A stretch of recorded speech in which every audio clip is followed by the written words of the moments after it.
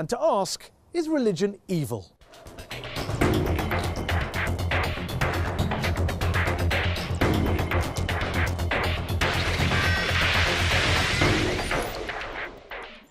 Muslims riot in protest against a truly awful film demonising Islam. Dozens are killed. The Quran, if found guilty, can be burned. A Christian pastor in Florida tries to burn a copy of the Quran and ignites global pandemonium. Even Buddhists are at it, attacking the Muslim minority Rohingyas in Western Burma. And of course, the conflicts plaguing the modern Middle East are often blamed on ancient hatreds between the children of Abraham. Remember 9/11? Was this religiously inspired terrorism? Thousands died. Yet here's the thing. Societies without faith haven't fared much better. Communism banned all religions, as Joseph Stalin and Mao Zedong systematically slaughtered millions of their own countrymen. Is science any better? Since Galileo and Darwin, scientists have sought to stamp out ignorance and unravel the mysteries of the universe. But science has also poisoned the environment, unleashed killing on an industrial scale, and now threatens our entire planet. My guest today, however, stands firmly on the side of science and has provoked controversy with his attacks on religion. Ladies and gentlemen, Professor Richard Dawkins. One of the most prolific thinkers of his generation, he shot to fame in the 1970s with his research into genetics, and his book, The Selfish Gene, transformed evolutionary biology. His most famous work, The God Delusion, sold millions of copies and has been translated into more than 30 languages. Richard, thanks so much for joining us here on Al Jazeera. Before we go any further, I just want to check something. Are you an atheist? For all practical purposes, yes. Nobody can actually say for certain that anything doesn't exist. But I'm an atheist in the same way as I'm an a-leprechaunist and an a-fairyist and an a-pink unicornist. So you're not 100% sure God doesn't exist, but you're sure enough to make it practically... I'm as sure as you are sure that fairies and leprechauns don't exist. And do you see an equivalence between the idea of God and the idea of a fairy and a leprechaun? The evidence for both is equally poor. You say in The God Delusion, one of my favourite sentences that jumps out of the page, that the God of the Old Testament is a petty, unjust, unforgiving control freak, a vindictive, bloodthirsty ethnic cleanser, a misogynistic, homophobic, racist, infanticidal, genocidal, filicidal, pestilential, megalomaniacal, sadomasochistic, capricious, malevolent bully. As a piece of rhetoric, superb. But do you really believe that? Congratulations on getting megalomaniacal right, by the way. Most people fumble on that. Yes, if you've actually read the Old Testament, I think you would have to agree. It's hideous. It's an the God of the Old Testament who is a monster. But also the God of the Quran, the New Testament, the Hindu scripture? Well, the God of the Quran, I don't know so much about. The God of the New Testament is widely advertised as being a bit more gentle. And certainly, on the whole, he is. There are things about the New Testament that I find, in a way, almost more objectionable than the Old Testament. But the sheer horror of the character, I said he was the most unpleasant character in all fiction, because I regard it as fiction, of course. And yes, he is. I mean, he's jealous, he's vindictive, he's callous, he's cruel.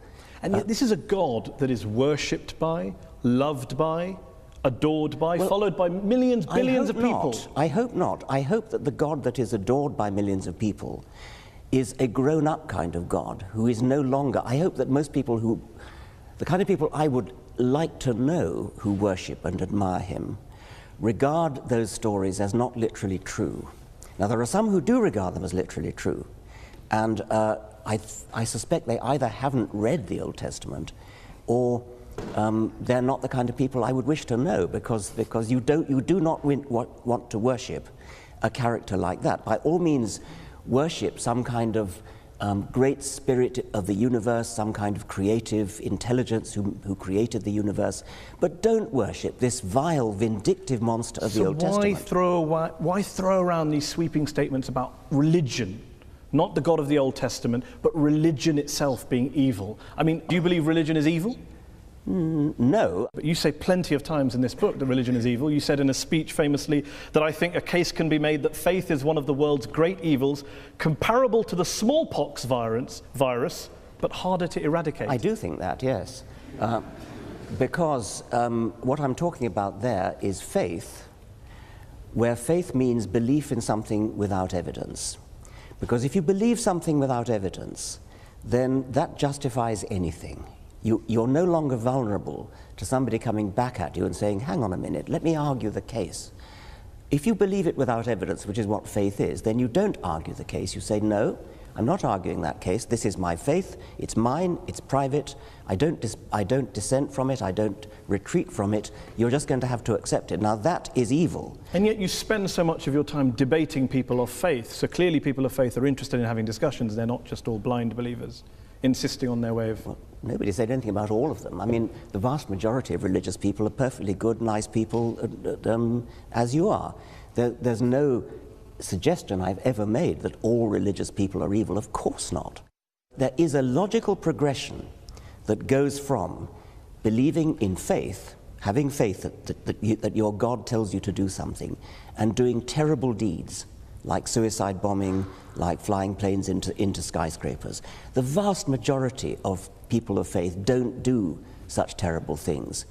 But those people who do terrible things do it believing that they are righteous and good, and they think that they're doing the will of their God. So they're not evil people, they're actually good people by their own lights. They believe they're doing good things, and that's why religion is evil, because it can make you do evil things believing that they are good. Do you really believe that people who go out and carry out suicide bombings, it is faith? Religion is to blame, not geopolitics, not the world, not their lives, not what's going on around us.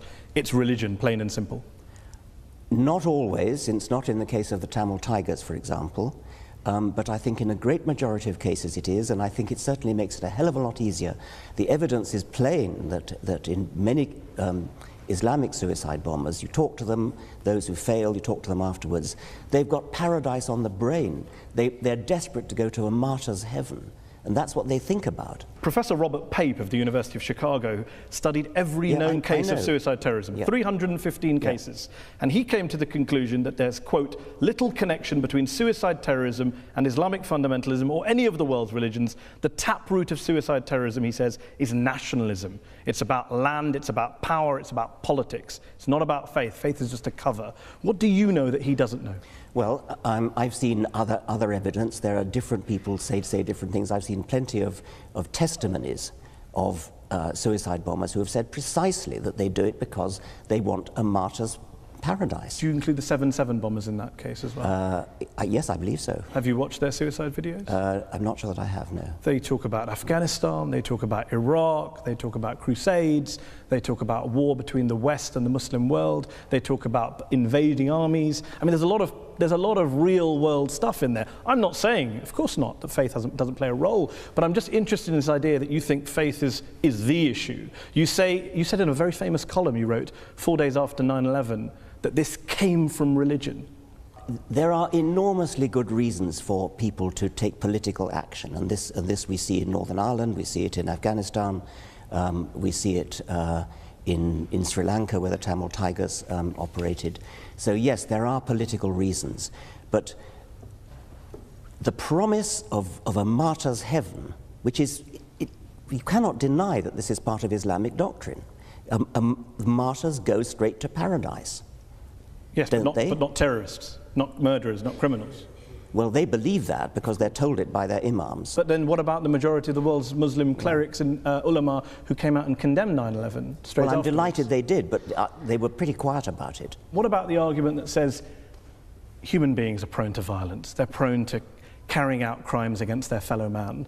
You can blame religion, you can blame politics, you can blame economics, lots of factors, lots of excuses. What I don't get is, why do you only focus on religion? For fairness, why don't you also isolate the other factors? There are lots of other factors, and I'm quite happy to say that, yes. There are lots of, if you look at the wars of history, some of them have been about religion, plenty of them have not been about religion. I never said religion is the sole cause of wars and violence.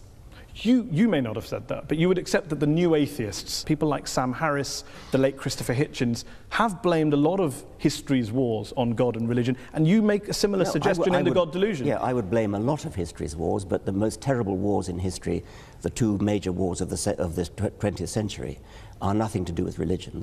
You accept that point? Yeah, of course. And the Cold War and Vietnam? Yes, I would, of course, yes. So when you have a situation where some of the world's worst crimes were carried out not by believers, how then does that square with your idea that it's religion that causes good people to do bad things, it's religion that's driving violence, your original statement against religion at the start of this? Dogmatic belief in something like religion or something like Marxism or something like Nazism, these are all, or indeed patriotism, I mean, my country, right or wrong, these are all pernicious beliefs which can drive people to do terrible things. And in the Second World War, Hitlerism was driven by racism, by a sort of sub-Wagnerian pagan religion which Hitler revived. Stalin's atrocities were motivated by a dogmatic belief in Marxism. And atheism. Stalin happened to be an atheist, but he was never motivated specifically. The Soviet Union was not based on scientific rationalism, on the elimination of religion and God? Stalin persecuted the church. Stalin persecuted just about everybody. Are you saying that the Soviet Union, the leaders of the Soviet Union, were not driven by a hatred of religion and a belief that science and human progress and materialism was the way forward? They believed that materialism, science, human progress, those are kind of there was a Marxist slant on those words, and they were hideously misused. Mao Zedong, when he invaded Tibet, told the Dalai Lama that religion is poison. The subtext to the late Christopher Hitchens' book was religion poisons everything. Can you blame people of religion for saying, hold on, we've heard these ideas before, that religion poisons everything and it leads in one direction? It's an incidental fact that Mao Zedong and Stalin happened to be atheists. They incidental, were not. It wasn't core to communism. I think it was not core to communism, no. So when Karl Marx was talking about religion being the opiate of the masses, that was just a throwaway line? Yeah, I mean, that was an out-of-context statement. I mean, what on earth do you think that's got to do with atheism? I don't know. Let me put a statement in context to you. Albania, one of the world's worst dictatorships, tyrannies that we've seen in the last 100 years. Article 37 of Albania's communist constitution declared, quote, "The state recognizes no religion and supports atheistic propaganda in order to implant a scientific, materialistic world outlook in people." What do you think you're saying? I mean, that's an appalling thing to say. Of course it is. Why is that an appalling thing to say? What do you disagree with in that statement? Why would I want to support atheistic propaganda? I support science and truth. But you don't support spreading atheism.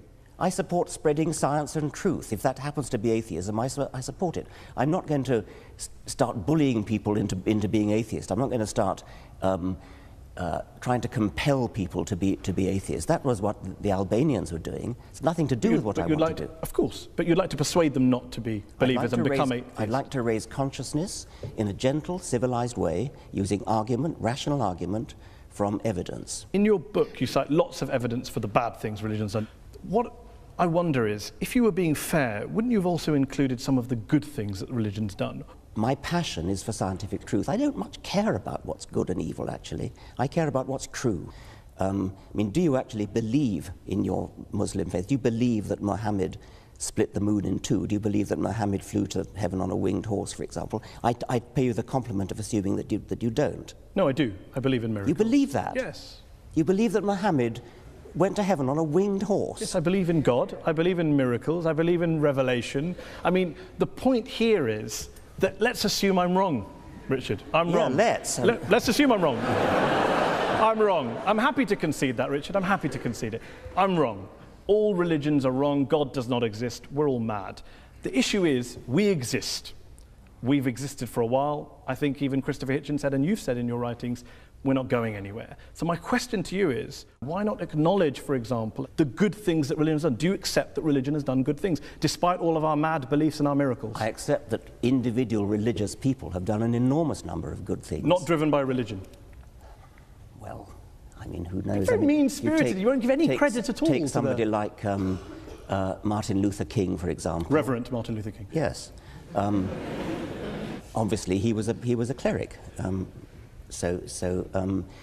I imagine that fed into the good things that he did. Plenty of other things did. He was a great admirer of Gandhi, and he was a great admirer of non-violence. He was a brilliant and wonderful, great man. Would you disconnect MLK's non-violence and Gandhi's non-violence from their very strongly held religious beliefs? They didn't. Well, I think it's not a thing that I really care about, actually. I mean, I think they were... You do care about it, Richard. You're saying that people carry out violence in the name of God, and I cite to you an example of very famous people who have done good and non-violence in the name of God, and you say, I'm not interested.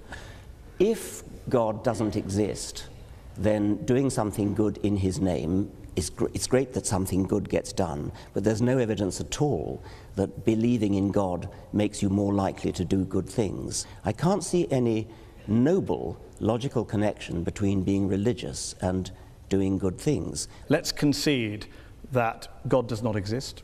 Let's concede that religion is false. My problem here is trying to understand why some of the new atheists are so anti-religion when religious people clearly are doing lots of good things and they're doing it in the name of God. I've never denied that religious people are doing good things and non-religious people are doing good things. I care about what's true. I'm an educator, I'm a scientist, and I want people to understand the truth about the universe in which they live. That's what I care about. And I regard religion as a distraction, and in some cases a pernicious distraction from true education, which I love and value the way you value and love your God. Can you not do both? Well, so long as they don't contradict each other. Richard. As long as they don't contradict each other. But if you actually believe Muhammad flew to heaven on a winged horse, that's an anti-scientific belief. And that could be wrong. But that bloody well is wrong. But that doesn't change. Yeah. That doesn't change. How do you know it's wrong? Oh, come on. You're a man of the 21st century. No, I'm just asking. It comes back to my original question. The rational position is the agnostic. The rational position is the agnostic position. Why up there? What, I mean, the rational position. I didn't say up there. I didn't pick a place. Okay, you well, picked a place. Why would a winged horse be the way to get to heaven if it's not up there? I asked a question about. You asked about proof. I'm all for saying I can't prove it, but can you prove he didn't do it? I mean, this is the end-old debate. He didn't fly to heaven on a winged horse? I'm just asking on your criteria. I'm just asking on No, your I criteria. can't prove it, and I can't prove it wasn't a golden unicorn. But I'm fascinated that you're rather talk about what animals the Prophet may or may not have used 1400 years ago, rather than talk about what Muslims or Islam is doing in the world today, good or bad. Well, that seems to be the distraction. If anyone's distracted, it seems to be you. Well, that's your view. I'm fascinated by how somebody, a respected, sophisticated journalist in the 21st century, can believe that a prophet flew to heaven on a winged horse. Let me ask you this. Are all people who hold beliefs in God and in miracles and the supernatural, do you regard them all as intellectually inferior to you? I regard those beliefs as intellectual nonsense. I don't regard the individuals as intellectually inferior to me, because many of them palpably are not. If you go back in history, then all bets are off, because before Darwin, for example, it is not at all surprising that before Darwin people believed in all kinds of things which they wouldn't believe in now. There are many people, many scientists today who say they're religious. And if you actually ask them what they believe, in many cases it turns out what they believe is in some sort of deistic God, some sort of intellectual spirit, some sort of creative intelligence that lay at the root of the universe, perhaps invented the laws of physics, something like that. I don't agree with this book, but it's an excellent book, very well argued. You're very passionate, clearly. There's one section in the book where you talk about bringing up children. Oh, yes. And you talked about education. You talk about a story when you tell a story about being in Ireland and talking about the Catholic child abuse scandal. And there's one quote on page 356, which I will read out to you. Horrible as sexual abuse no doubt was, the damage was arguably less than the long-term psychological damage inflicted by bringing the child up Catholic in the first place. You believe that being brought up as a Catholic is worse than being abused by a priest? There are shades of being abused by a priest, and I quoted the example of a woman in America who wrote to me saying that when she was 7 years old, she was sexually abused by a priest in his car, and at the same time, a friend of hers, who also 7, who was Protestant, or was of Protestant family, I should say, died. And she was told that because her friend was Protestant, she had gone to hell and would be roasting in hell forever. And she told me that of those 2 abuses, she got over the physical abuse. It was yucky, but she got over it. But the mental abuse of being told about hell, she took years to get over. And with respect, Richard, you're an empiricist, you're a rationalist. One letter from one woman in America isn't really the basis to extrapolate and make such a sweeping conclusion. That is, of course, true. And I'm not basing it on that.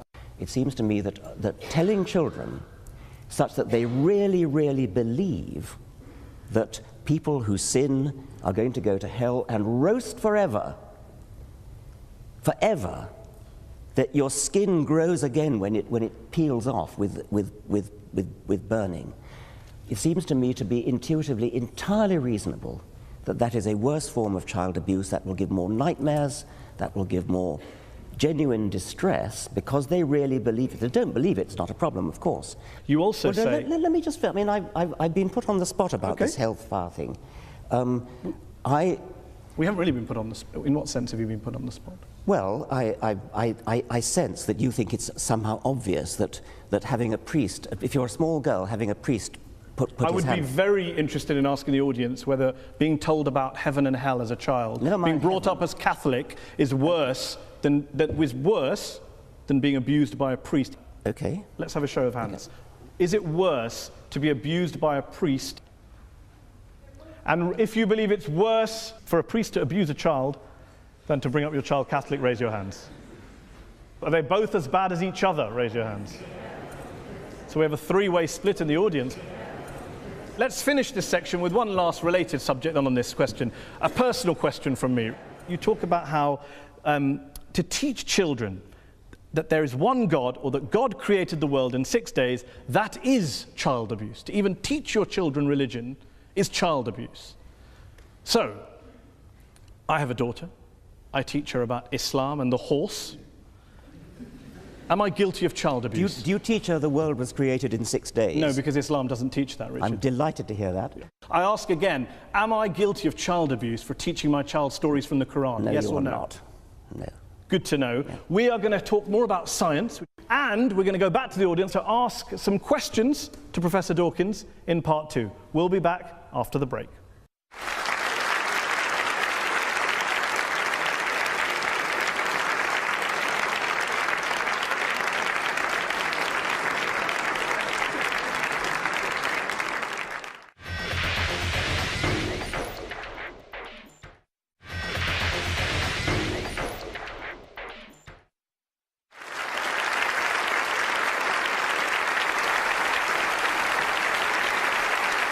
Welcome back.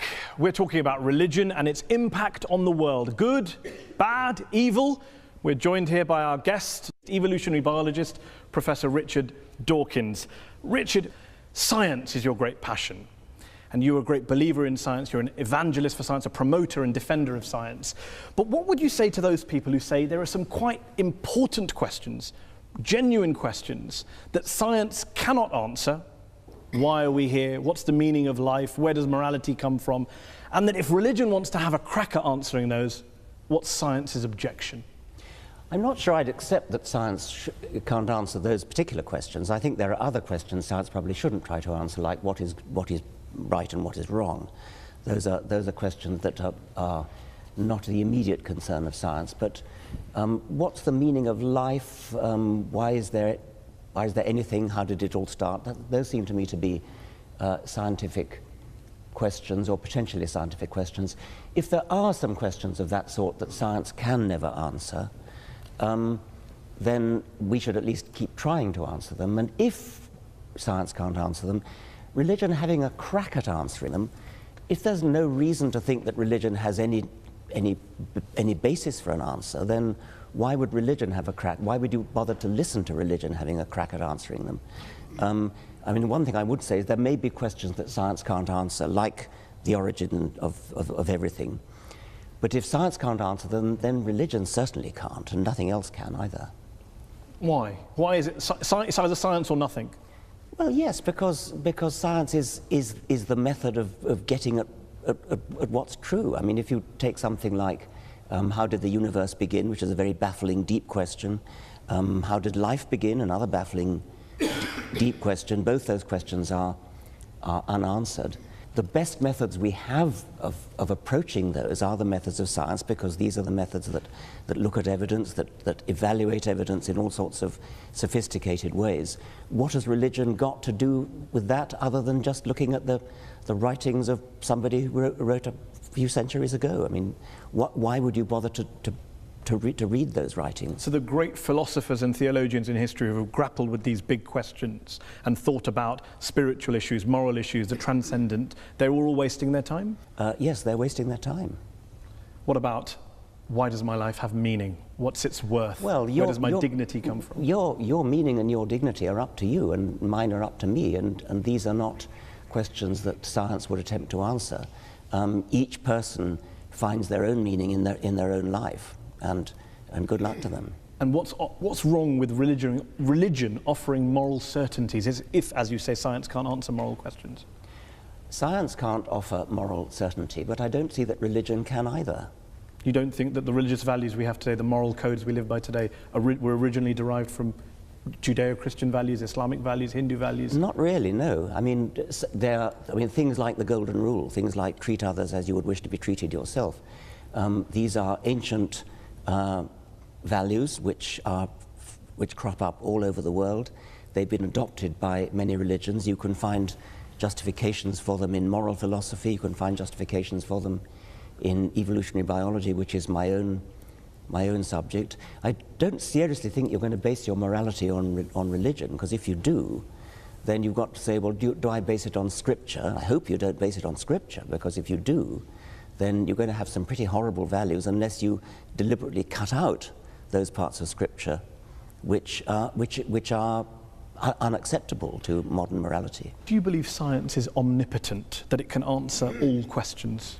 I've already said no. I've already said it can't answer moral questions. But questions about the real world, questions about reality, questions about the origins of things, why life is the way it is, why the world is the way it is, why the universe is the way it is, yes, science is the way to answer that. Some of your critics have argued that you are willing to hold religion up to a very, put it under the microscope, hold it to account, scrutinize it, criticize it. You don't do the same to science or scientists or some of the bad things that have come out of science. Well, bad things that come out of science, if by that you mean horrible weapons. Nuclear weapons, yeah, gas chambers, nuclear eugenics. Weapons, yeah. These are terrible things which are technology that arises out of science, and it's certainly true that if you want to do terrible things with technology, but terrible weapons, for example, science is the best way to do it, because science is the best way to do anything. And even bad things. Even bad things. I mean, that's right. If you want to develop a terrible weapon, you're not going to do it in any other way than by science. The trick is not to want to develop a terrible weapon, and that's a political decision. And you do not see science and religion as occupying two different compartments that can live side by side. They are in conflict with one another. Insofar as religion attempts to talk about reality and has an alternative vision of reality, I think they are incompatible, yes. Despite the fact, as we discussed earlier, many of our leading scientists are believers? I think it's baffling. I mean, what they in practice do is they leave their religion at the door when they go into the lab. And so they get on with their science. They say they don't. Well, I know they do, but, well, okay. Isn't it because religion answers all sorts of human needs and spiritual urges which science never can? Isn't that the real issue that you can't get away from? Religion may answer human needs. I mean, for example, if you're terrified of dying, religion may answer the need for comfort and consolation. Or if you miss a loved one who's died and you hope to see them one day in heaven, then religion answers a need. It doesn't make it true. And one last thing, and then we'll go to the audience. What do you say to those people who say You talk a great deal about the power of science, the truth of science. You have people like Sam Harris who say morality can be determined by science. You have quite charismatic, forceful people going around the world proselytizing on behalf of science, that science is actually the new religion that you guys are pitching. I wouldn't say it's a new religion. I mean, it certainly does some of the things that religion traditionally has tried to do, like to answer the deep questions of existence. And it does that, and it does it successfully in a way that religion never has. But it isn't a religion because it's not based upon any holy books, it's not based upon faith, it's not based upon revelation, it's not based upon tradition, it's based upon evidence, and there's a huge difference. And anything that we do not have evidence for that's not scientifically testable, you would dismiss? Well, scientifically testable is putting the bar rather highly, but I do think that evidence is the only good reason to believe anything, yes. So love, beauty, aesthetics, metaphysics? No, I mean, those are obviously important questions, and if you ask some question like, how do you know that your wife loves you? It's from evidence. I mean, it's not scientifically testable evidence, but it's evidence. It's little looks in the eye, it's little catches in the voice. I mean, that is evidence. That's not just internal revelation.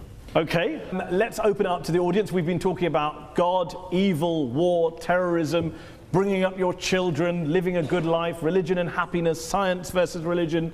Who would like to answer the first question? Yes, you?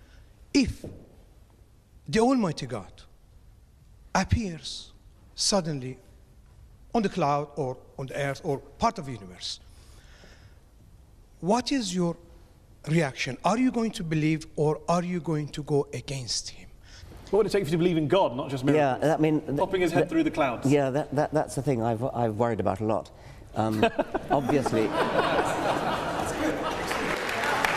it would do wonders for the book. the reason I worry about it is that obviously, as a scientist, I'm committed to the view that I would change my mind if evidence came along.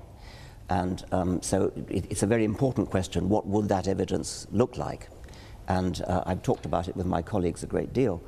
I used to think, yes, if there was a great deep Paul Robeson voice coming out of the clouds saying, I exist, and then yes, obviously I would believe it. But have you ever seen a really, really good conjuring trick? There are things that I've seen done that it seems to me to be, God, that's got to be a miracle. And yet you know it's not. And so there is a real problem there that we are easily fooled. Let's take another question from gentleman here. Very interesting guy. I was extremely amused when you described faith as sort of brooking no argument. This university, of course, began with the study of theology.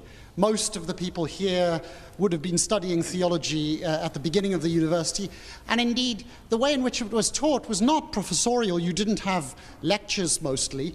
Mostly you had discussions, debates. People didn't write monographs, they collected discussions, notes of discussions. People disagreed about their faith. Absolutely, I mean, everybody had a different opinion and everybody expressed it and everybody was heard. What's the question? The idea that, so the question is, do you really think that your view of faith brooking no argument measures up to really any experience of how people think about their faith? You talked about the evidence that your wife loves you. I think for most religious people, the evidence that there's a God is rather like that. Well, obviously, I would be mad to suggest that that theologians don't argue. They argue all the time and always have. They fight wars over their arguments. So clearly, they argue. I'd say when I say brook no argument, I don't mean that they don't argue. When you say that theologians have disputes and interesting discussions, I take it that from your garb, you take a position one way or the other on whether the transubstantiation, whether the bread and wine really is the body and blood of a first century Jew, or is merely symbolic. But what evidence you bring to bear on such an argument, I cannot imagine. It would not be a real argument at all. It would be a false argument. It would not be an argument which could be settled by real evidence. just deal with the point about the evidence level when you referred to love of your wife? When you say that your wife loves you, and you're getting evidence from looks in the eye and catches in the voice was the phrase that I actually used, and the questioner said that's the way religious people feel about God. Yes, they feel that about God, but there's no evidence that they're getting any cues at all. I mean, their God is an imaginary God inside themselves. They feel that they're getting little looks from the eyes of God and sounds from the voice of God, but why should we believe them since we can't see or hear any evidence to that effect? Let's take another question. Gentleman here in the second row. With regards to religion, you've given an example where the Islamic faith and the Muslims basically, they wrap themselves up in bombs because that's what they believe is an Islamic faith. But I disagree with you because there are more than 1 billion Muslims living in the world today who actually believe in the Quran and the scripture, which you said if everybody started believing in the scripture, then that would be horrible. But I disagree with you because more than 1 billion people, 1 billion Muslims believe that if you kill one innocent person, it's as you've killed the entire humanity. So today humanity is about 7 billion people. So more than 1 billion Muslims do not strap themselves up and actually go and commit suicides. The problem with many scriptures, and I think the Quran is no exception, is that you can find a verse that says so-and-so and you find another verse that says the opposite, and so you have to pick and choose. I mean, is it not the case, for example... You always choose the bad ones. Well, no, I mean, I'm suggesting that you shouldn't be in a position of having to choose. I mean, you shouldn't base your life on a holy book which has contradictory verses, where you can choose one verse when you want to make one point and another verse when you want to make another point. I mean, isn't it the case that the penalty for apostasy is death? You can't take these things and just hold... I could hold up an example of, we mentioned earlier, Sam Harris has said there are some views that are so irrational, people should be put to death for them. Should I hold all atheists to him? Of course I won't hold him to all atheists to that Let me view. put it to you, I mean, is the penalty for apostasy death? No. Good, I'm delighted to hear that. Why didn't... And the Quran doesn't say it is. Well, then... Some Islamic scholars do. Okay. But that's debate and discussion. There's arguments going on. Things take place over centuries. Okay. Well, let's have an atheist make a point and join the debate. Lady there's waving her hand. Actually, in the Quran, mankind refers only to Muslims and excludes infidels, which is all the rest of us. So that's a small point.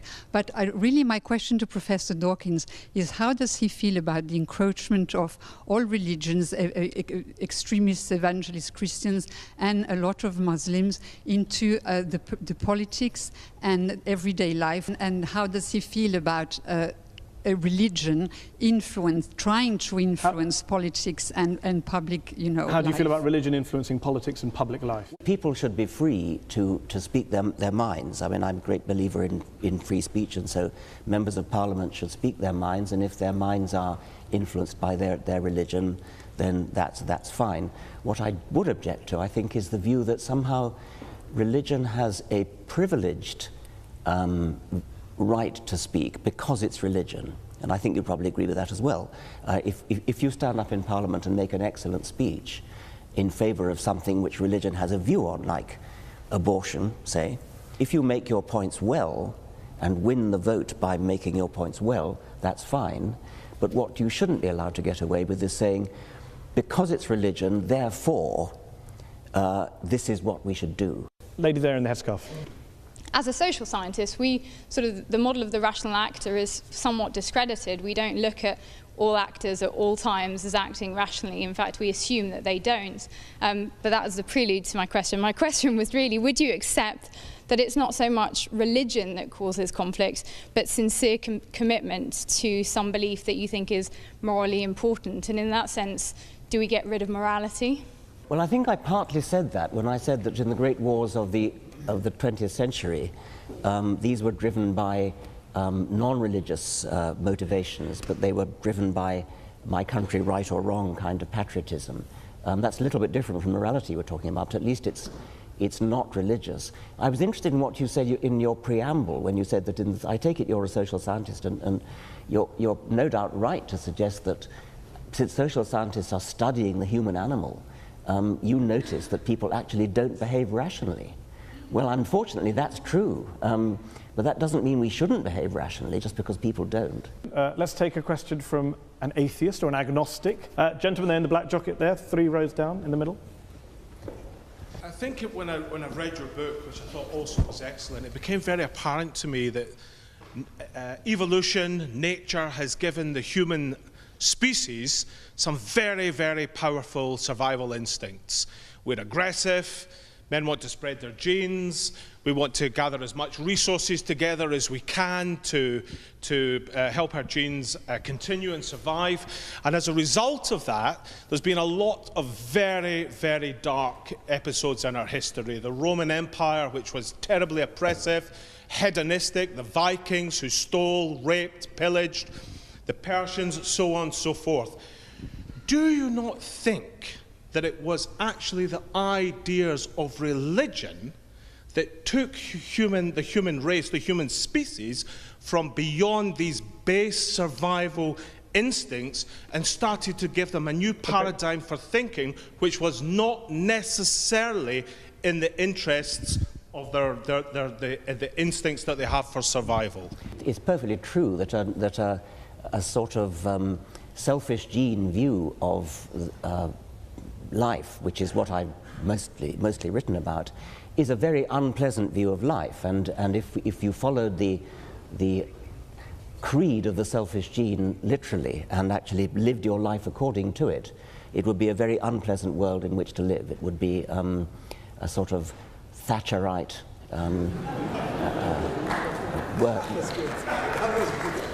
I mean, I've often said that while I'm a passionate Darwinian when it comes to explaining the way life is, I'm a passionate anti-Darwinian when it comes to organizing our lives. Would the world be a better place if religion disappeared tomorrow?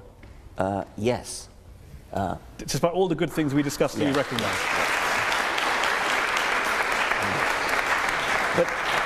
But you'd still have the Nazi Holocaust, the communism, you wouldn't have the charities, that's fine. You would have the charities, but I mean, it's only your assumption. But I want to finish because the question actually challenged me by saying that it was religion that helped us to escape from the unpleasantness of the selfish gene.